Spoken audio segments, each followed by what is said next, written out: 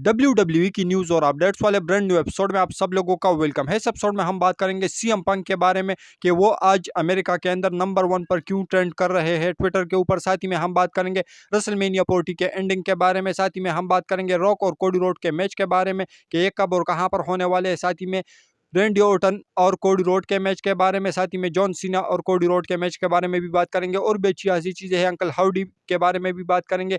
तो वीडियो काफ़ी इंटरेस्टिंग होने वाली है, एंड तक देखिए। अगर पसंद आए तो वीडियो को लाइक करें, शेयर करें और फर्स्ट टाइम विजिटर चैनल को जरूर से सब्सक्राइब करें। तो इंट्रो के बाद विदाउट वेस्टिंग ज़्यादा time let's begin this video.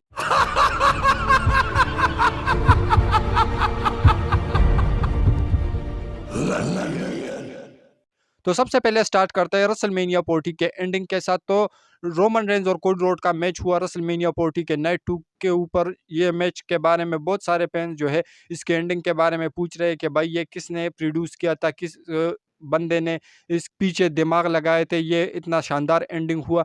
तो इसके बारे में जो है अभी अपडेट निकल के सामने आई है और वो ये है कि जो रेसलमेनिया की जो एंडिंग जिस तरीके से WWE ने प्लान की थी, तो इसको प्रोड्यूस किया था बॉबी रूड ने। अगर आप लोगों को पता नहीं है कि बॉबी रूड कौन है, तो रॉबर्ट रूड या बॉबी रूड आप लोग उसे जानते होंगे, क्योंकि ये WWE के अंदर पहले रेसलर थे, लेकिन अभी ये बैक स्टेज प्रोड्यूसर का काम कर रहे हैं। तो आप लोग इसके बारे में क्या कहोगे? इसके साथ हम बात करते हैं अपनी नेक्स्ट अपडेट के बारे में, जो कि जुड़ा हुआ है ड्रू मैकिंटायर और फिन बेलर से। तो ड्रू मैकिंटायर के बारे में मैंने आप लोगों को कुछ टाइम पहले अपडेट दी थी कि उन्होंने WWE के साथ कॉन्ट्रैक्ट साइन कर लिया है, लेकिन अभी अपडेट निकल के सामने आई है कि उन्होंने अभी तक कॉन्ट्रैक्ट साइन नहीं किया है। और सेम जो है सिचुएशन है वो फिन बेलर के साथ भी है कि मैंने आप लोगों को बताया था कि रेसलमेनिया के अराउंड उसका कॉन्ट्रैक्ट खत्म होगा और रेसलमेनिया के बाद वो आप लोगों को AEW के अंदर देखने को मिलेंगे। तो उसके बारे में भी अपडेट यही है कि उन्होंने अभी तक कॉन्ट्रैक्ट साइन नहीं किया है। तो आप लोग इसके बारे में क्या कहोगे? इसके साथ हम बात करते हैं अपनी नेक्स्ट अपडेट के बारे में, जो कि जुड़ा हुआ है अगेन ड्रू मैकिंटायर से। तो एक इंटरेस्टिंग चीज़ है जो कि सामने निकल के सामने आई है, तो मैंने सही समझा कि आप लोगों के साथ शेयर करूं। तो रेसलमेनिया से पहले ड्रू मैकिंटायर का जो रिंग गियर था वो कहीं गुम हो गया था। तो उन्होंने इसके बारे में बताया कि जो उसकी वाइफ है उन्होंने सुबह 6 बजे उठकर उसके लिए जो रिंग गियर है रेसलमेनिया की वो तैयार की थी। तो आप लोग इसके बारे में क्या कहोगे? इसके साथ हम बात करते हैं अपनी नेक्स्ट अपडेट के बारे में, जो कि जुड़ा हुआ है सेथ फ्रीकिंग रॉलिंस से। तो सेथ रॉलिंस कब अपना रिटर्न करेंगे? तो आप लोगों को बताता चलूँ कि अभी के हिसाब से तो जो चीज़ें निकल के सामने आई है वो ये है कि जो सेथ रॉलिंस है वो अगले मंडे नाइट रा, उसके बाद वाले मंडे नाइट रा और उसके बाद वाले मंडे नाइट रा के अंदर, ये इन तीनों लगातार आप लोगों को आने वाले 3 मंडे नाइट रा के एडिशन के ऊपर सेथ रॉलिंस देखने को मिलेंगे। लेकिन मुझे यहाँ पर डाउट है और वो ये है कि जो सेथ रॉलिंस है वो आप लोगों को 4 वीक्स के लिए देखने को नहीं मिलेंगे, क्योंकि WWE ने ऐसा दिखाया था, क्योंकि वो एक डिजर्विंग बंदा है, क्योंकि उन्होंने जिस तरीके से रेसलमेनिया के अंदर काम किया तो वो काफ़ी अप्रिशिएटेबल है और उसको फैंस इतना अप्रिशिएट नहीं कर रहे। तो मुझे जहाँ तक लगता है कि फैंस को उसको भी थोड़ा-सा सपोर्ट करना चाहिए। तो आप लोग इसके बारे में क्या कहोगे? और मुझे जहाँ तक लगता है कि जो सेथ रॉलिंस है वो आने वाले कुछ एपिसोड में आप लोगों को देखने को नहीं मिलेंगे और मे बी वो 1 महीने गायब हो सकते हैं WWE से। लेकिन अभी के हिसाब से WWE ने उसको आने वाले 3 मंडे नाइट रा के लिए एडवर्टाइज़ करके रखा हुआ है। तो आप लोग इसके बारे में क्या कहोगे? इसके साथ हम बात करते हैं अपनी नेक्स्ट अपडेट के बारे में, जो कि जुड़ा हुआ है ब्रॉन ब्रेकर से। तो ब्रॉन ब्रेकर जो था NXT के अंदर टैग टीम चैंपियंस थे बैरन कॉर्बिन के साथ। तो कल उन्होंने अपनी जो टैग टीम टाइटल्स है उसको ड्रॉप किया है, वो हार गए हैं और उन्होंने NXT से फेयरवेल ली है और साथ ही में वो रिटायर हो चुके हैं NXT से। तो ऐसे में आप लोगों को ब्रॉन ब्रेकर अब लगातार मेन रोस्टर के ऊपर देखने को मिलेंगे। जिस तरीके से आप लोगों को पता है कि वो स्मैकडाउन के सुपरस्टार हैं, उन्होंने स्मैकडाउन के अंदर कॉन्ट्रैक्ट साइन किया है, तो आप लोगों को स्मैकडाउन के ऊपर देखने को मिलेंगे और मे भी आने वाले 1 साल के अंदर आप लोगों को उसका जलवा देखने को मिल सकता है। तो आप लोग इसके बारे में क्या कहोगे? इसके साथ हम बात करते हैं अपनी नेक्स्ट अपडेट के बारे में, जो कि जुड़ा हुआ है कोडी रोड से। तो कोडी रोड के बारे में जो डोमिनिक डाइजोकोविक है, जो जिसको आप लोग टी बार के नाम से भी जानते होंगे, तो उन्होंने एक पोस्ट किया है ट्विटर के ऊपर। उन्होंने सिंपली एक ट्वीट किया है जिसमें उन्होंने बताया है कि जो पेंस है वो कल तो नहीं और 1 हफ्ते बाद भी नहीं, लेकिन 1 साल बाद कोडी रोड के ऊपर टर्न करेंगे और काफ़ी बुरी तरीके से टर्न करेंगे, उसको बू करेंगे। अभी तो पेंस जो है वो पसंद कर रहे हैं कोडी रोड को, लेकिन 1 साल बाद ऐसा हो सकता है कि जो पेंस है वो टर्न कर जाए कोडी रोड के ऊपर। और ये बात वो कह रहे कि लिख के ले लो कि ऐसा होने वाला है। तो इस बात से तो मैं ज़रूर एग्री करूँगा, क्योंकि कोडी रोड का एक ऐसा टाइम भी आने वाला है जब पेन्स उसके ऊपर टर्न कर जाएंगे। तो ऐसे में जो डोमिनिक डाइजोकोविक हैं उन्होंने यही कहा है कि मैं सिंपली उस टाइम पर ये कहूँगा, जो मैंने ट्वीट किया है तो उसको मैं रिट्वीट करूँगा और आप लोगों को बताऊँगा कि मैंने सही कहा था। तो आप लोग इसके बारे में क्या कहोगे? क्या आप लोग टी-बार या डोमिनिक डाइजोकोविक के जो बातें हैं उससे एग्री करते हो या नहीं? वेल इसके बारे में अपनी राय नीचे कमेंट सेक्शन में ज़रूर दीजिए। इसके साथ हम बात करते हैं अपनी नेक्स्ट अपडेट के बारे में, जो कि जुड़ा हुआ है जॉन सीना और कोडी रोड के मैच से, साथ ही में रैंडी ऑर्टन और जॉन सीना के मैच से। तो आप लोगों को मैं बताता चलूँ कि इसको लेकर पेंस की तरफ से एक इंटरेस्टिंग पिच निकल के सामने आई है, और वो ये है कि जो जॉन सीना है, मैंने आप लोगों को कल अपडेट के अंदर बताया था कि वो आप लोगों को इस साल के क्रिसमस के बाद देखने को मिलेंगे, यानी अगले साल के स्टार्टिंग में उसका आप लोगों को फाइनल रन देखने को मिलेगा। तो मैं भी जो पेंस है वो ये कह रहे हैं कि जो जॉन सीना है वो 17 टाइम चैंपियन बन सकते हैं, वर्ल्ड चैंपियन। तो ऐसे में वो आ सकते हैं। जो पेंस की तरफ से पिच निकल के सामने आई है वो ये है कि जो जॉन सीना है वो आकर कोडी रोड को चैलेंज करे, उसके बाद कोडी रोड से चैंपियनशिप जीते, और रेसलमेनिया 40 के अंदर हमें रैंडी ऑर्टन और जॉन सीना का जो ड्रीम मैच है, जो कि जॉन सीना भी चाहते हैं कि ये हो और रैंडी ऑर्टन भी चाहते हैं कि ये हो, और वो भी टाइटल के लिए। और वहाँ पर जो जॉन सीना है वो आप लोगों को रेसलमेनिया 41 के अंदर रिटायर होते हुए देखने को मिले, और जो रैंडी ऑर्टन है वो उससे टाइटल ले ले, और वहाँ पर हमें जॉन सीना जो है वो रिटायरमेंट होते हुए नज़र आए। तो आप लोग इसके बारे में क्या कहोगे? एक इंटरेस्टिंग पिच थी जो कि पेंस की तरफ से निकल के सामने आई थी। तो आप लोग इसके बारे में क्या कहोगे? इसके साथ हम बात करते हैं अपनी नेक्स्ट अपडेट के बारे में, जो कि जुड़ा हुआ है तो ट्राइबल चीफ रोमन रेंस से। तो ट्राइबल चीफ रोमन रेंस क्या वापस से वो ट्राइबल चीफ आने वाले हैं या उसका एक नया कैरेक्टर आने वाला है? तो आप लोगों को मैं एक चीज़ बताता चलूँ कि रोमन रेंस ने अपनी जो बायोग्राफी शेयर की थी उसके अंदर उन्होंने ये कहा था कि जो रोमन रेंस है वो विदाउट अनडिस्प्यूटेड चैंपियनशिप के ट्राइबल चीफ नहीं होने वाले।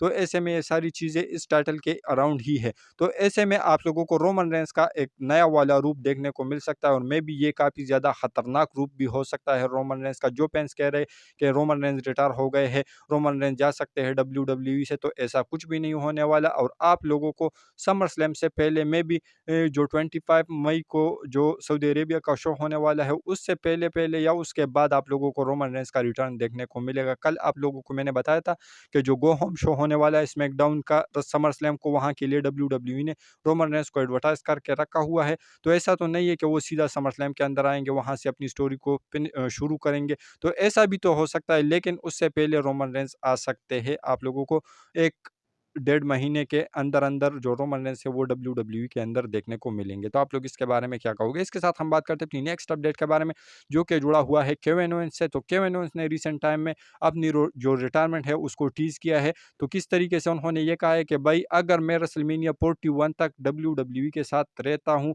या रेसलमेनिया 41 के अंदर मैं कम्पीट करता हूँ, वहाँ के लिए मुझे मैच मिलता है, तो मैं चाहता हूँ कि मैं अपना जो मैच है रेसलमेनिया 41 के अंदर वो फिन बेलर के अगेंस्ट ही रसल करूँ। लेकिन उन्होंने ये कहा है कि अगर अगर है इसके बीच में, तो ऐसे में बहुत सारे फैंस ये स्पेकुलेट कर रहे हैं कि केविन ओवेंस ने अपना रिटायरमेंट टीज किया है। तो पता नहीं जो केविन ओवेंस है उन्होंने ये क्यों कहा है, क्योंकि बहुत सारे ऐसे सुपरस्टार होते हैं जो कि डिजर्विंग होते हैं, लेकिन उसको रेसलमेनिया के अंदर मूवमेंट नहीं मिलता, मौका नहीं मिलता, मैच नहीं मिलता। तो ऐसे में मुझे जहाँ तक लगता है तो केविन ओवेंस ये बात ज़ाहिर करना चाहते हैं कि जो केविन ओवेंस है उसको अगर मैच मिलता है रेसलमेनिया 41 के अंदर, तो ऐसे में वो फिन बेलर को पेश करना चाहेंगे। तो आप लोग इसके बारे में क्या कहोगे? इसके साथ हम बात करते हैं अपनी नेक्स्ट अपडेट के बारे में, जो कि जुड़ा हुआ है कार्लिटो से। तो कार्लिटो के बारे में अपडेट निकल के सामने ये आई है कि जो ड्रैगन ली के ऊपर रेसलमेनिया से पहले स्मैकडाउन वाले एपिसोड में अटैक हुआ था, उसके बाद जो कार्लिटो है वो बैक स्टेज चिल्ला रहे थे कि भाई ड्रैगन ली के ऊपर अटैक हुआ है, अटैक हुआ है। तो उसके बाद जो है अंड्राडे ने रिप्लेस किया ड्रैगन ली को, और साथ ही में रे मिस्टीरियो के वो टैग टीम मैच के अंदर compete किए थे। तो ऐसे में जो अपडेट है उसका यही कहना है कि कार्लिटो ने ये अटैक किया था, और इस वजह से उन्होंने किया था कि ड्रैगन ली को वो रिप्लेस कर लेंगे या जो रे मिस्टीरियो है वो उसको अपना पार्टनर बना देंगे। लेकिन जो रे मिस्टीरियो है उन्होंने ऐसा किया नहीं, बल्कि उन्होंने अंड्राडे को अपना पार्टनर बना दिया। तो ऐसे में कार्लिटो उससे और भी ज़्यादा पम्प्ड अप हो सकते हैं, और आने वाले स्मैकडाउन के अंदर आप लोगों को जो कार्लिटो का हिल टर्न है वो देखने को मिल सकता है अगेंस्ट रे मिस्टीरियो। तो रे मिस्टीरियो और कार्लिटो की जो फ्यूड है वो आप लोगों को आने वाले स्मैकडाउन स्मैकडाउन से बिगिन होती हुई नज़र आ सकती है। तो आप लोग इसके बारे में क्या कहोगे? इसके साथ हम बात करते हैं अपनी नेक्स्ट अपडेट के बारे में, जो कि जुड़ा हुआ है बेली से। तो बेली रिसेंट टाइम में उन्होंने ये बातें कही कि जब वो रेसलमेनिया के अंदर चैंपियन बनी, जब उन्होंने यूएस स्काई को हराया और वो बनी डब्ल्यूडब्ल्यूई वुमेन्स चैंपियन, तो ऐसे में उसको फर्स्ट बंदा वो कौन था जिसको वो कांग्रेट्स करने आया था? तो वो बंदा सीएम पंक थे। तो सीएम पंक जो है इस समय काफ़ी ज़्यादा अच्छे बने हुए हैं। तो आप लोग इसके बारे में क्या कहोगे? और साथ ही में जो नेक्स्ट अपडेट है वो सीएम पंक से जुड़ा है। तो सीएम पंक के बारे में अपडेट तो नहीं है, बल्कि आप लोग जाके एक्स के ऊपर जो है वो ट्रेंड देख सकते हो। तो यूएस के अंदर जो सीएम पंक है वो इस समय टॉप ट्रेंड बने हुए हैं। वो किस वजह से? क्योंकि जो सीएम पंक का जो कंट्रोवर्सी हुआ था एईडब्ल्यू के अंदर, तो उसके अंदर सीएम पंक जो थे वो इन्वॉल्व थे। तो वो उसके अंदर सीएम पंक जो है वो सही साबित हुए हैं कि उन्होंने सही किया कि उसके ऊपर अटैक किया, क्योंकि गलती जो जंगल बॉय या जैक फेरी है उसकी थी। इस वजह से सीएम पंक ने उसके ऊपर अटैक किया। तो ये मैं क्या कर रहा हूँ, आप लोगों को समझ में तो नहीं आएगा, लेकिन आप लोगों को बताता चलूँ कि आज एईडब्ल्यू का डायनामाइट का शो था, तो जिसके अंदर जो टोनी हान है उन्होंने जो जैक पेरी या जंगल बॉय और सीएम पंक की फाइट हुई थी बैक स्टेज, उसकी सीसीटीवी फुटेज डायनामाइट के शो के ऊपर दिखाई, जहां पर जो समोआ जो है वो बगल में खड़े थे और सीएम पंक आते हैं और जंगल बॉय या जैक पेरी के ऊपर अटैक करते हैं। तो ऐसे में जो फैंस है वो उसको काफ़ी ज़्यादा अप्रिशिएट कर रहे हैं सीएम पंक को कि उन्होंने अच्छा किया था और गलती सारी जैक पेरी या जंगल बॉय की थी। तो पता नहीं भाई इससे टोनी खान क्या साबित करना चाहते हैं, या जो अटेंशन है वो अपनी तरफ खींचना चाहता है कि जो सीएम पंक है उसको गलत साबित किया जाए, फैन जो है उसको हेट करे, उसके बाद वो एक नई कंट्रोवर्सी में फंसे। तो पता नहीं जो भी जाल बिछाता है टोनी खान उसके अंदर वो खुद फंस जाता है। तो आप लोग इसके बारे में क्या कहोगे? लेकिन चीज़ें काफ़ी ज़्यादा इंटरेस्टिंग है ट्विटर के ऊपर, तो आप लोग जाके ज़रूर एक बार चेक करना। और वीडियो में यहाँ पर नहीं चला सकता, तो आप लोगों को सिंपली जाके एडब्ल्यू की डायनामाइट के शो के ऊपर देखने को मिल ही जाएगी। तो यूट्यूब के ऊपर भी सर्च कर सकते हैं। तो आप लोग इसके बारे में क्या कहोगे? इसके साथ हम बात करते हैं अपनी नेक्स्ट अपडेट के बारे में, जो कि जुड़ा हुआ है रॉक और कोडी रोड के मैच से। तो रॉक और कोडी रोड का मैच कहाँ पर हो सकता है, तो इसके रिगार्डिंग मैं आप लोगों को बताता चलूँ कि बहुत सारे जो फैंस हैं वो कि ये कह रहे हैं कि समर स्लैम के अंदर ये मैच होगा। इवन मैं भी ये कह रहा हूँ, अपडेट्स भी ये आ रही है। लेकिन आप लोगों को एक चीज़ बताता चलूँ कि जो रॉक है उन्होंने ये कहा है कि वो अ, अगस्त के महीने में आएँगे, अगस्त के महीने तक वो बिज़ी रहने वाले हैं। तो ऐसे में रॉक और कोडी रोड का जो मैच होने वाला है वो एक कोई छोटा-मोटा मैच नहीं है, वो एक बड़ा मैच है। इसको डब्ल्यूडब्ल्यूई एक बड़े स्टेज के लिए ही प्लान करेगी। तो ऐसे में बड़ा स्टेज समर स्लैम तो है, लेकिन अगर रॉक के पर्सपेक्टिव से देखें तो रॉक अगस्त तक बिज़ी रहने वाले हैं। तो ऐसे में अगर डब्ल्यूडब्ल्यूई इस मैच को प्लान कर भी रही है, तो क्या रॉक सीधा आएँगे और समर स्लैम से पहले किसी स्मैकडाउन या मंडे नाइट रॉ के ऊपर कोडी रोड को चैलेंज करेंगे और उसके बाद इन दोनों की स्टोरी लाइन जो है वो एक ही एपिसोड में जो है वो पूरी हो जाएगी और उसके बाद मैच हमें देखने को मिलेगा। तो मैं आप लोगों को बताता चलूँ कि डब्ल्यूडब्ल्यूई इस फ्यूड को परफेक्ट अच्छा टाइम देगी। अब इवन ये भी अपडेट आ रही है कि डब्ल्यूडब्ल्यूई इस मैच को रेसलमेनिया 41 के अंदर भी करा सकती है और यहाँ पर रॉक जो है वो चैंपियन भी बन सकते हैं। तो आप लोग इसके बारे में क्या कहोगे? मुझे तो नहीं लगता कि समर स्लैम के अंदर ये मैच होगा, क्योंकि अगर रॉक समर स्लैम से ठीक पहले स्मैकडाउन या मंडे नाइट रॉ के गो होम शो यानी जो कि समर स्लैम से पहले होगा, तो उसके अंदर आ जाए और कोडी रोड को चैलेंज करे, तो इस फ्यूड का आप लोगों को मज़ा आएगा?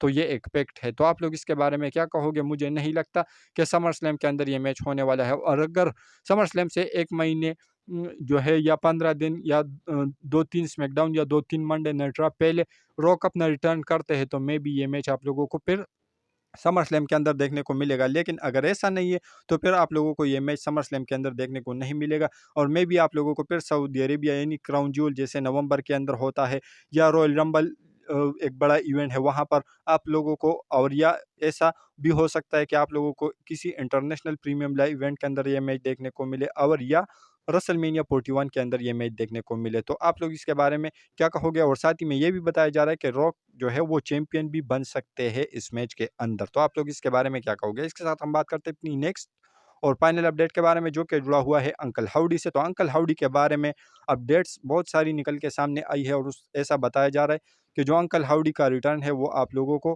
काफ़ी ज़्यादा जल्द देखने को मिलेगा, और वो जो है वो ब्रे वाइट की जो अधूरी स्टोरी लाइन है उसको कंटिन्यू करते हुए नज़र आ सकते हैं। और इवन अभी भी जो डब्ल्यूडब्ल्यूई है वो ऐसे जो विजनेट्स है या जैसे वो कुछ मिस्ट्री चीज़ें हैं वो कर रही है अंकल हाउडी के रेफरेंस में, जो कि हमें मंडे नाइट रा या स्मैकडाउन के शोज़ के ऊपर ऐसे ऑनलाइन तो देखने को नहीं मिल रहे या लाइव, लेकिन ऑफ एयर में बहुत सारे फैन जो है उस चीज़ को देख पा रहे हैं, उस चीज़ को जो है फ़ील कर पा रहे हैं। तो आप लोग इसके बारे में क्या कहोगे? क्या आप लोग अंकल हाउडी को वापस से देखना चाहते हो या नहीं? वेल इसके बारे में अपनी राय नीचे कमेंट सेक्शन में ज़रूर दीजिए। और हमारी ये जो आज की वीडियो थी वो यहीं तक की थी। अगर पसंद आए तो वीडियो को लाइक करें, शेयर करें और फर्स्ट टाइम विजिटर चैनल को ज़रूर से सब्सक्राइब करें, क्योंकि आप लोगों को हमेशा ऐसी इंटरेस्टिंग और लेटेस्ट वीडियो देखने को मिलती रहती है।